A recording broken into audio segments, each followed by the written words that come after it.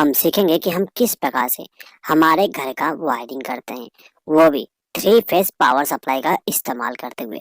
दोस्तों, आज के इस वायरिंग में हम चेंज ओवर स्विच का भी इस्तेमाल करेंगे, यानी कि आज के इस वीडियो के द्वारा हम करेंगे हाउस वायरिंग, वो भी चेंज ओवर स्विच के द्वारा। तो दोस्तों, यहाँ पे आप एक लेआउट देख रहे हैं।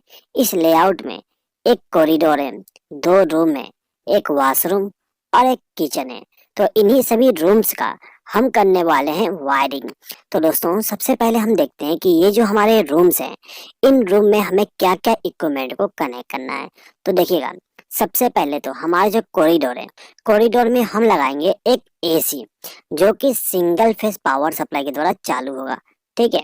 उसके बाद में हम एक फैन का इस्तेमाल करेंगे और एक बल्ब का इस्तेमाल करेंगे, यानी कि हमारे इस कॉरिडोर में एक एसी, एक फैन और एक एलईडी बल्ब का इस्तेमाल करेंगे। अब यहाँ पे देखिए दोस्तों, ये जो हमारा बल्ब और फैन है, इनको चालू और बंद करने के लिए एक स्विच बोर्ड का इस्तेमाल करेंगे। और ये जो हमारा एसी होता है, इसको हम नॉर्मल स्विच बोर्ड के द्वारा चालू नहीं कर सकते, इसीलिए यहाँ पे हम एक पावर स्विच बोर्ड का इस्तेमाल करेंगे। दोस्तों, यहाँ पे आप एक चीज हमेशा याद रखिएगा, यदि आपको आपके घर में कोई हैवी लोड चालू करना है, यानी कि जो इक्विपमेंट ज्यादा करंट लेती है उसको पावर सप्लाई देना है, तो आप हमेशा वहाँ पे पावर सॉकेट का इस्तेमाल करिएगा, नॉर्मल सॉकेट का इस्तेमाल ना करिएगा। ठीक है दोस्तों। अब देखिए, अब यहाँ पे जो हमारा रूम नंबर 1 है, रूम नंबर 1 में हम यूज करेंगे एक फैन और एक एलईडी बल्ब। अब ये जो हमारे फैन और एलईडी बल्ब है, इनको चालू और बंद करने के लिए यहाँ पे हम एक स्विच बोर्ड का इस्तेमाल करेंगे। उसके बाद ये जो हमारा रूम नंबर 1 है, इसमें किसी प्रकार के हैवी लोड को कनेक्ट करने के लिए एक स्विच बोर्ड का भी इस्तेमाल करेंगे। ठीक है। अब यहाँ पे जो हमारा वॉशरूम था, वॉशरूम में हम केवल एक लैंप का इस्तेमाल करेंगे, यानी कि एक एलईडी लैंप का इस्तेमाल करेंगे। अब ये जो हमारा एलईडी बल्ब है, इस एलईडी बल्ब को चालू और बंद करने के लिए यहाँ पे हम एक स्विच का इस्तेमाल करेंगे। ठीक है दोस्तों। अब आते हैं हम रूम नंबर 2 पे। जो हमारा रूम नंबर 2 है, इसमें हम यूज करेंगे एक फैन और एक एलईडी बल्ब। अब इनको चालू और बंद करने के लिए यहाँ पे हम एक स्विच बोर्ड का इस्तेमाल करेंगे। ठीक है दोस्तों। अब देखिए, अब ये जो हमारा किचन है, किचन में हम इस्तेमाल करने वाले हैं एक बल्ब और एक एग्जॉस्ट फैन। ठीक है दोस्तों। तो यहाँ पे जो हमारा फैन और जो बल्ब है, इसको चालू और बंद करने के लिए एक स्विच बोर्ड का इस्तेमाल करेंगे, जिसमें हमारा 2 स्विच लगे हुए हैं। अब यहाँ पे जो हमारा किचन है, किचन में हमें मिक्सर ग्राइंडर, फ्रिज और भी चीजें कनेक्ट करना होता है, तो उनके लिए हमें एक पावर स्विच बोर्ड का इस्तेमाल करना पड़ेगा। तो यहाँ पे जो हमारा किचन है, इस किचन में एक पावर स्विच बोर्ड का भी इस्तेमाल करेंगे। तो यहाँ पे जो हमारा घर था, घर में जितने भी इक्विपमेंट हमें कनेक्ट करने थे, उन सभी इक्विपमेंट को हमने लाके रख दिए। ठीक है। अब इन सभी इक्विपमेंट को हमें कनेक्शन करना है, लेकिन यहाँ पे कनेक्शन हम करने वाले हैं 3 फेज पावर सप्लाई के द्वारा। तो दोस्तों, इस वीडियो को आप लास्ट तक जरूर देखिएगा, और लास्ट तक वीडियो को देखने के बाद यदि आपको वीडियो पसंद आए तो प्लीज लाइक जरूर कर दीजिएगा, और यदि आप मुझे सपोर्ट करना चाहते हैं तो कमेंट बॉक्स में एक प्यारा सा कमेंट कर दीजिएगा, और हमारे चैनल को सब्सक्राइब भी कर लीजिएगा। ठीक है दोस्तों। अब देखिए, यहाँ पे जो हम हाउस वायरिंग करने वाले थे, वो 3 फेज पावर सप्लाई के द्वारा करने वाले थे। तो यहाँ पे हमारा जो इलेक्ट्रिक पोल होता है, वहां से जो पावर सप्लाई आती है, वो एक एनर्जी मीटर में आती है। अब यहाँ पे हम energy meter 3 phase power supply वाला इस्तेमाल करेंगे, क्योंकि यहाँ पे हम 3 फेज का वायरिंग कर रहे हैं। ठीक है। तो यहाँ पे हमारे पास एक 3 फेज एनर्जी मीटर है। अब ये जो हमारा एनर्जी मीटर है, इससे पावर सप्लाई हम डायरेक्ट ले जाके घर में कनेक्ट नहीं करते हैं। इसके बीच में यहाँ पे हम एक सर्किट ब्रेकर का इस्तेमाल करते हैं। यहाँ पे हम इस्तेमाल करेंगे एमसीबी। ये जो हमारा एमसीबी होता है, ये हमें 2 प्रकार का प्रोटेक्शन देगा। पहला तो ओवरलोड का। ओवरलोड प्रोटेक्शन का मतलब ये है कि यदि आपने आपके घर में ज्यादा लोड वाले इक्विपमेंट को कनेक्ट कर, या फिर किसी इक्विपमेंट में प्रॉब्लम आ गया और वो ज्यादा करंट लेने लगता है, तो उस कंडीशन में एमसीबी जो है वो पावर सप्लाई को बंद कर देगा, यानी कि पूरे पावर सप्लाई को कट ऑफ कर देगा। ठीक है। और सेकंड प्रोटेक्शन होता है शॉर्ट सर्किट का। यदि कोई फेस वायर आपस में टच हो जाता है, यानी कि फेस टू फेस टच हो जाता है तो उस कंडीशन में हमारा जो एमसीबी होता है वो ट्रिप हो जाएगा। तो यहाँ पे हमें प्रोटेक्शन के लिए एमसीबी इस्तेमाल करना है। ठीक है दोस्तों, तो यहाँ पे जो हमारा एनर्जी मीटर था इसमें पावर सप्लाई हमारे इलेक्ट्रिक पोल से आती है। तो जो हमारा इलेक्ट्रिक पोल होता है वहां से हम फेस वायर को कनेक्ट करके लाए और जो हमारा एनर्जी मीटर है उसके पहले वाले टर्मिनल पे कनेक्ट कर दिए। ये जो हमारा पहला टर्मिनल होता है वो आर फेस के लिए होता है। तो याद रखिएगा इलेक्ट्रिक पोल का जो आर फेस है उसको लाके पहले टर्मिनल पे कनेक्ट करना है। अब यहाँ पे जो सेकेंड टर्मिनल है इस सेकेंड टर्मिनल पे हमें आउटपुट पावर सप्लाई मिलता है आर फेस का। तो यहाँ से एक बार को कनेक्ट करेंगे और इसको ले जाके एमसीबी को इनकमिंग पावर सप्लाई दे देंगे। अब यहाँ पे जो थर्ड टर्मिनल है इस टर्मिनल पे हमें वाई फेस को कनेक्ट करना है। तो हम इलेक्ट्रिक पोल से वायर को कनेक्ट करके लाते हैं और यहाँ पे कनेक्ट कर देंगे, यानी कि तीसरे नंबर टर्मिनल पे वाई फेस को कनेक्ट कर देंगे। ठीक है दोस्तों, अब ये जो हमारा फोर्थ नंबर का टर्मिनल है इस टर्मिनल पे हमें आउटपुट पावर सप्लाई मिलेगा वाई फेस का। तो यहाँ से हम एक बार को कनेक्ट करेंगे और इसको ले जाके एमसीबी को इनकमिंग पावर सप्लाई दे देंगे। इसी प्रकार से बी फेस को भी लाके हम कनेक्ट कर देंगे पांचवें नंबर टर्मिनल पे। अब छठवें नंबर टर्मिनल से हमें आउटपुट पावर सप्लाई मिल जाएगा बी फेस का। और जो हमारा 7 नंबर का टर्मिनल है इस टर्मिनल पे हमें न्यूट्रल पावर सप्लाई को कनेक्ट करना होता है। याद रखिएगा दोस्तों ये जो 7 नंबर का टर्मिनल है ये न्यूट्रल पावर सप्लाई के लिए। तो यहाँ पर हमने न्यूट्रल पावर सप्लाई कनेक्ट कर दी है। अब इसका आउटपुट टर्मिनल हमारा लास्ट वाली टर्मिनल हो जाएगी। तो यहाँ से हम क्या करेंगे एक वायर को कनेक्ट करेंगे और इसको ले जाके एमसीबी को न्यूट्रल पावर सप्लाई दे देंगे, यानी कि एमसीबी को इनपुट पावर सप्लाई दे देंगे। तो यहाँ पे जो हमारा एनर्जी मीटर था इसका कनेक्शन कंप्लीट हो गया। अब इसके बारे में दोस्तों देखिए, आप चाहे तो यहाँ से वायर को कनेक्ट करके आपके घर में लोड को कनेक्ट कर सकते हैं, लेकिन मैं आपको सजेस्ट करूंगा कि आपके घर में आरसीसीबी का कनेक्शन भी जरूर करिएगा। दोस्तों जो हमारा आरसीसीबी होता है ये आपको अर्थ फॉल्ट का प्रोटेक्शन देता है। दोस्तों यदि आप जानना चाहते हो कि आरसीसीबी क्या होती है, किस प्रकार से काम करता है, तो मैंने उसके लिए एक वीडियो बनाया हूँ।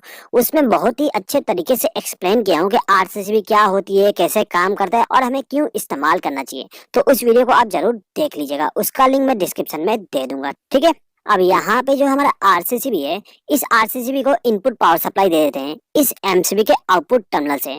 तो हम क्या करेंगे यहाँ से वायर को ले जाके कनेक्ट कर देंगे आरसीसीबी के साथ में। ठीक है, तो यहाँ पर हमने R phase, Y phase, B phase और न्यूट्रल सप्लाई को ले जाके आरसीसीबी को इनपुट पावर सप्लाई दे दिए। दोस्तों जैसे कि मैंने आपको स्टार्टिंग में बताया था कि हमारा जो हाउस वायरिंग है इस हाउस वायरिंग में हम चेंज ओवर स्विच का भी इस्तेमाल करेंगे।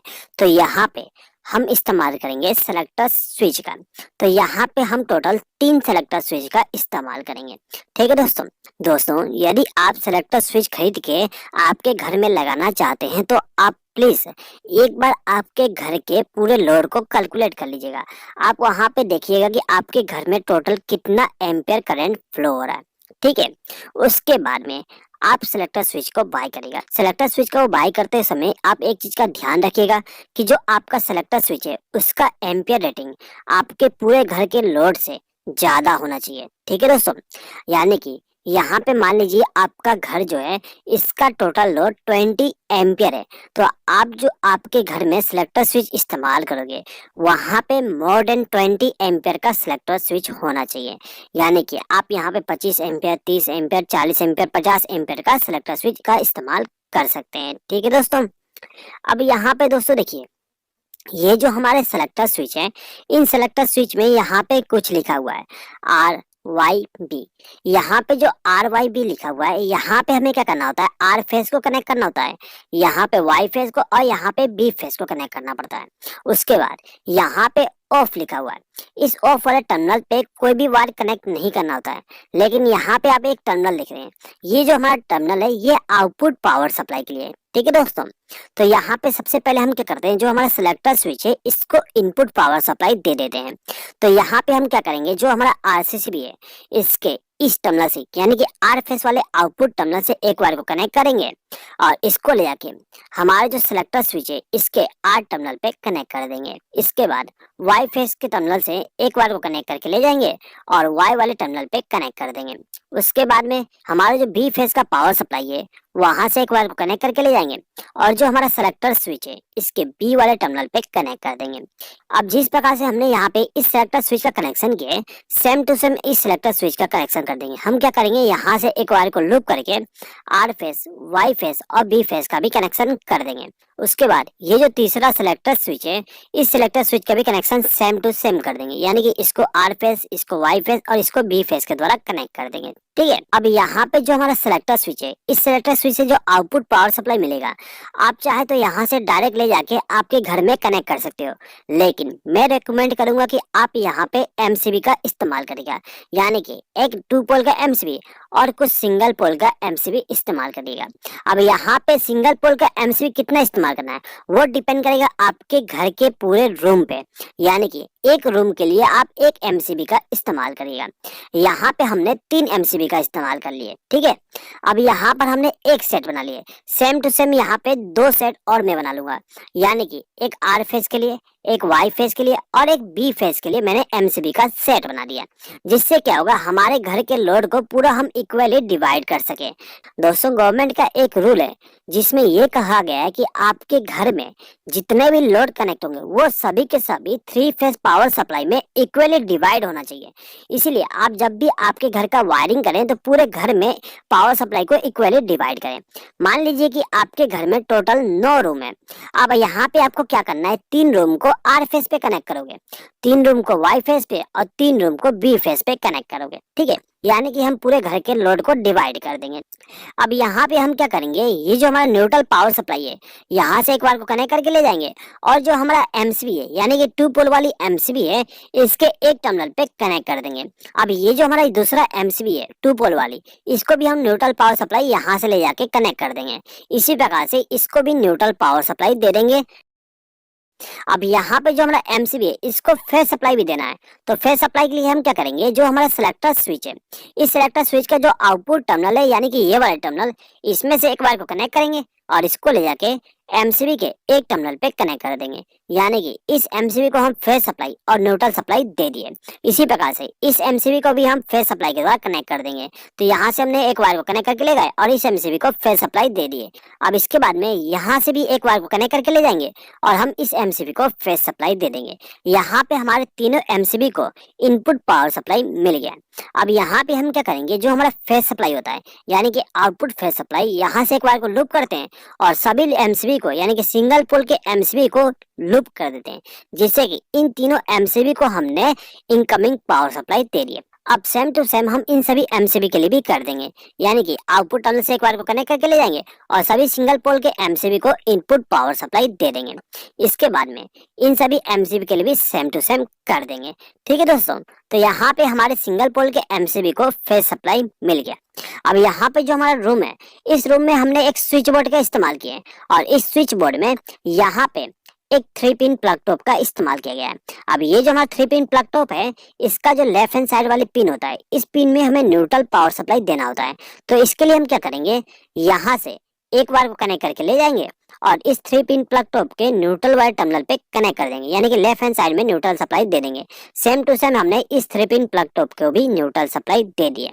ठीक है, अब यहाँ पे दोस्तों देखिए, ये जो हमारा स्विच बोर्ड है, इस स्विच बोर्ड को हमें फेस सप्लाई देना है। तो इसके लिए हम क्या करेंगे, एक एमसीबी का इस्तेमाल करेंगे। हमने इस एमसीबी का इस्तेमाल करके एक वायर को कनेक्ट करके ले गए और हमारा जो स्विच बोर्ड है, इसके एक स्विच के साथ कनेक्शन कर दिए। यहाँ पे आप किसी भी स्विच के साथ कनेक्शन कर सकते हो। अब यहाँ पे हमने इस स्विच को इनकमिंग पावर सप्लाई दे दी है, इन दोनों स्विच को भी हमें इनकमिंग पावर सप्लाई देना है। तो इसके लिए हम क्या करेंगे, यहाँ से एक वायर को लूप करके इन दोनों स्विच को भी इनकमिंग पावर सप्लाई दे देंगे। ठीक है दोस्तों, अब यहाँ पे देखिए, ये जो हमारा सॉकेट है, इस सॉकेट को कंट्रोल करने के लिए हम इस स्विच का इस्तेमाल करेंगे। तो हम क्या करेंगे, इसके आउटपुट टर्मिनल से, यानी कि इस स्विच के आउटपुट टर्मिनल से यहाँ से वायर को कनेक्ट करके ले जाएंगे और इस सॉकेट को फेस सप्लाई दे देंगे।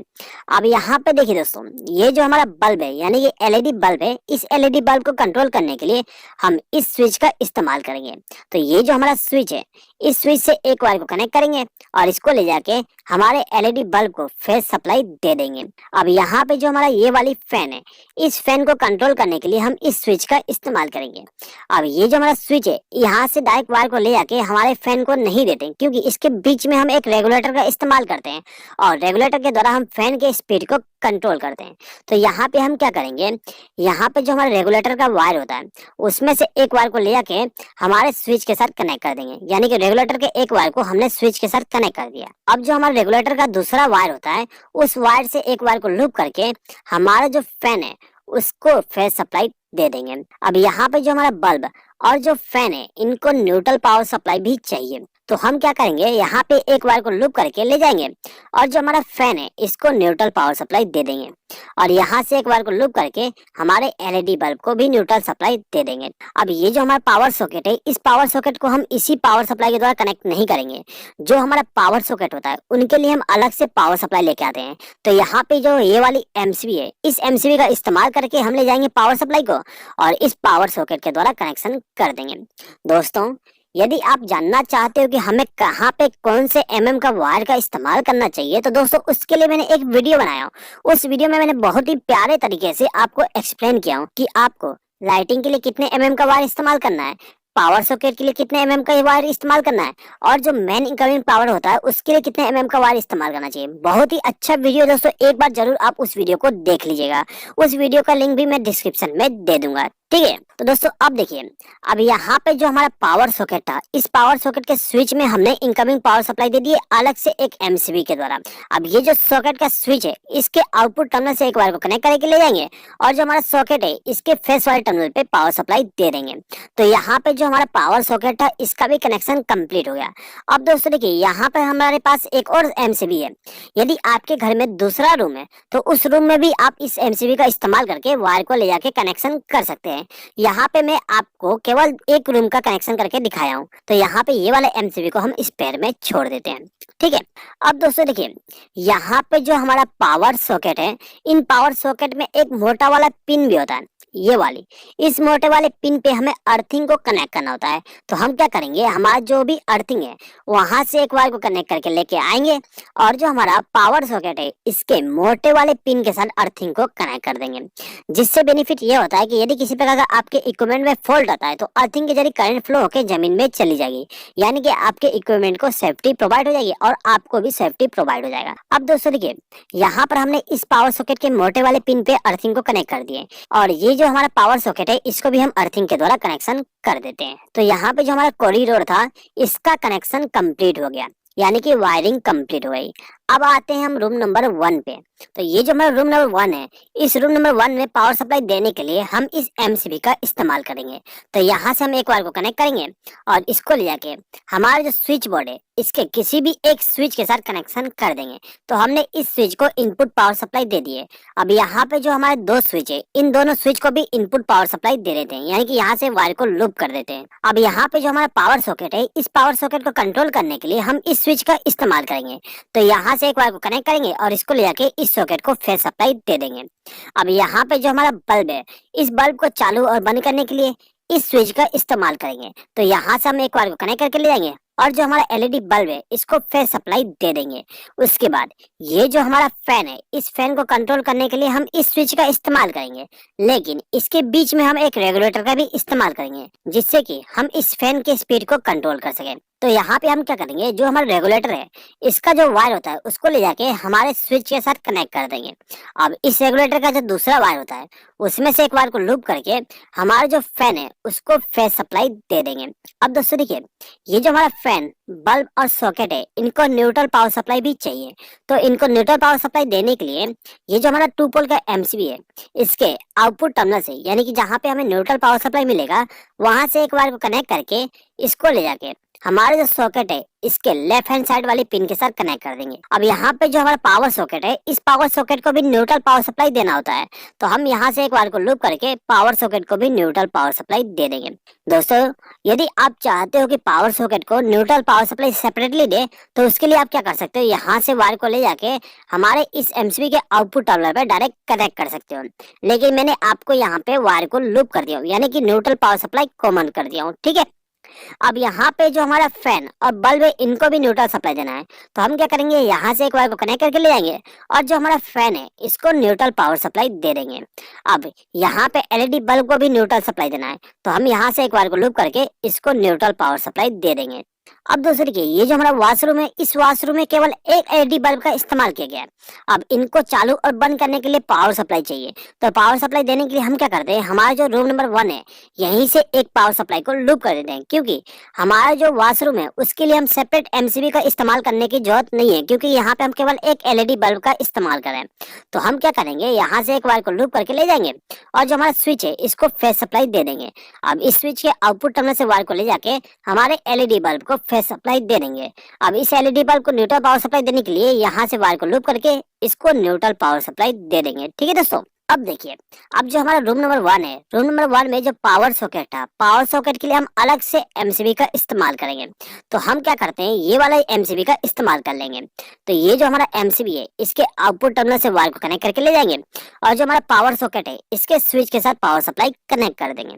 अब ये जो हमारा स्विच है इसके आउटपुट टर्मिनल से एक वायर को कनेक्ट करके ले जाएंगे और जो हमारा सॉकेट है इस सॉकेट को फेस सप्लाई दे देंगे। दोस्तों, हमारे घर का वायरिंग करने से पहले हमें घर के वायरिंग करने का जो रूल है उसके बारे में मालूम होना चाहिए। यानी कि आपको कहाँ पे पावर सॉकेट का इस्तेमाल करना है, कहाँ पे नॉर्मल सॉकेट का इस्तेमाल करना है, आपके घर में जो फैन बल्ब है उनको कितने हाइट पे कनेक्ट करना है, किस प्रकार से कनेक्ट करना है। दोस्तों, उसके लिए कुछ रूल बनाया गया है, उन्हीं रूल का फॉलो करते हुए हमें हाउस वायरिंग करना होता है। दोस्तों, यदि आप जानना चाहते हो कि कौन कौन से रूल है तो उसके लिए मैंने एक वीडियो बनाया था। उस वीडियो में मैंने पूरा एक्सप्लेन कर दिया हूँ कि हमारे घर के वायरिंग करने के लिए हमें किन किन रूल को फॉलो करना पड़ेगा। तो उस वीडियो का लिंक भी डिस्क्रिप्शन में दे दिया गया है, उस वीडियो को भी आप जरूर देख लीजिएगा। दोस्तों, इस वीडियो से रिलेटेड जितने भी वीडियो हैं उन सभी वीडियो का लिंक मैं डिस्क्रिप्शन में दे दिया हूँ, आप वहाँ पे क्लिक करके उन वीडियो को भी जरूर देख लीजिएगा। ठीक है, चलिए आगे बढ़ते हैं। ये जो हमारा सॉकेट है, इन सॉकेट को हमें अर्थिंग के साथ कनेक्ट करना है। तो अर्थिंग के लिए हम क्या करेंगे, यहाँ से एक वायर को लूप करके ले जाएंगे और जो हमारा पावर सॉकेट है, इस पावर सॉकेट के जो मोटा वाले पिन है इसको अर्थ के साथ कनेक्ट कर देंगे।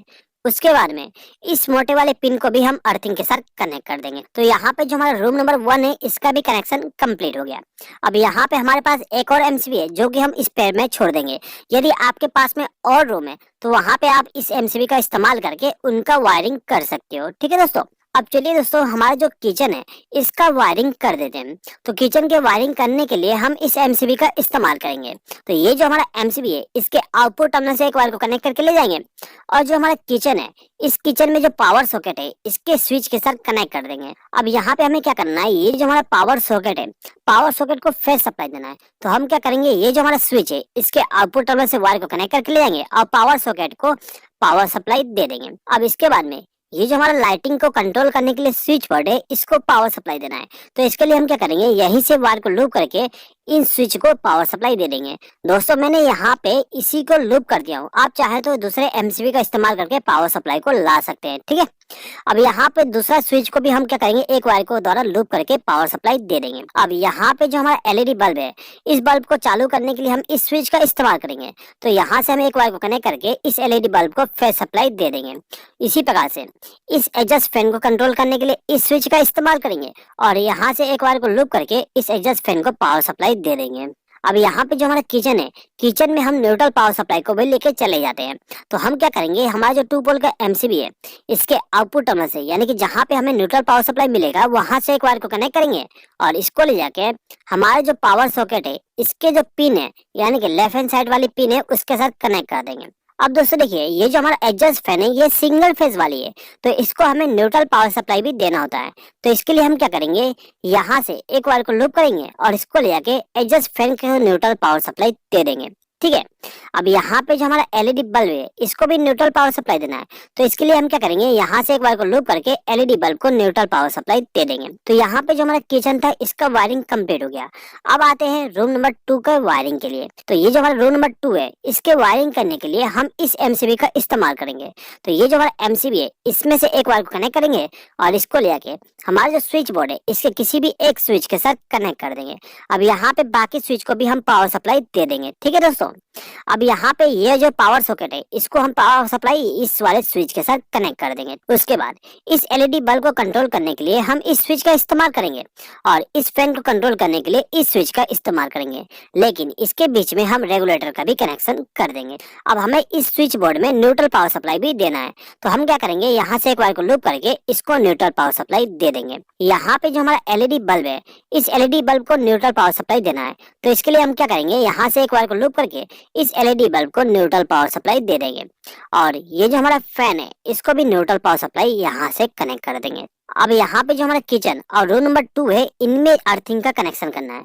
तो अर्थिंग का कनेक्शन करने के लिए यहाँ से एक बार को लूप करके ले जाएंगे और जो हमारा स्विच बोर्ड है इसका जो मोटा वाला पिन है उसमें अर्थिंग का कनेक्शन कर देंगे। ठीक है, यहाँ पर हमने इसको कनेक्ट कर दिया। इसके बाद इस पावर सॉकेट में भी अर्थिंग का कनेक्शन कर देंगे।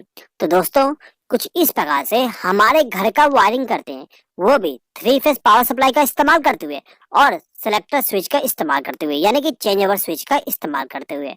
दोस्तों यदि इस वायरिंग में यदि आपको किसी भी प्रकार का डाउट है तो प्लीज कमेंट बॉक्स में कमेंट करके मुझसे पूछ लीजिएगा। और यदि आपको ये वीडियो पसंद आए तो प्लीज इस वीडियो पे लाइक, शेयर और कमेंट जरूर कर दीजिएगा।